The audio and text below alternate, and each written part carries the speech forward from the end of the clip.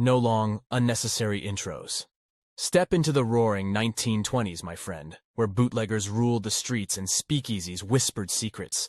This is the tale of Al Capone and Prohibition, a wild chapter in American history that had more twists than a twisty-turny roller coaster.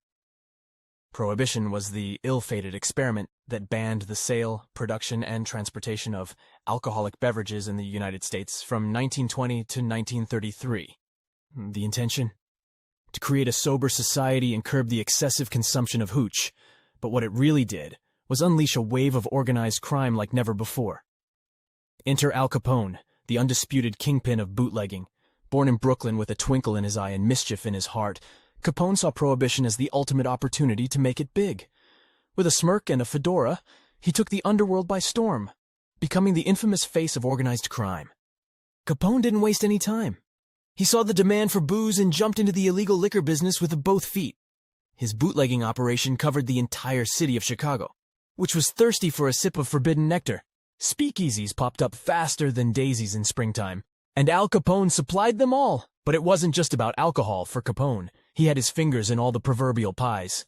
He muscled into gambling, prostitution, and racketeering, creating an empire that oozed with money and corruption.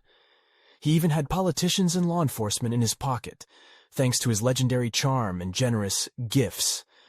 Now, you might be wondering, how did Capone get away with all this tomfoolery? Well, my friend, he was cunning like a fox and slippery like an eel. Capone's gangsters had the city on lockdown, and witnesses evaporated faster than water in the desert. The law enforcement agencies of the time, like the FBI, were tearing their hair out trying to catch him, but Capone's luck eventually ran dry. In 1931, he was nabbed by the feds. Not for his bootlegging empire, but for something less glamorous, tax evasion.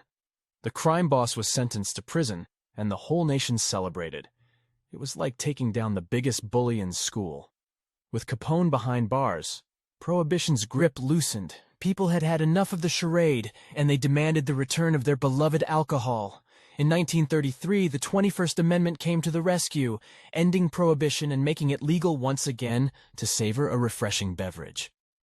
And so, the story of Al Capone and Prohibition came to a close. But the legend of this charismatic gangster lives on, reminding us of a time when a ban on booze brought out the best and worst in people. It was a wild ride, my friend. A time of jazz, flappers, and bathtub gin. Bottoms up.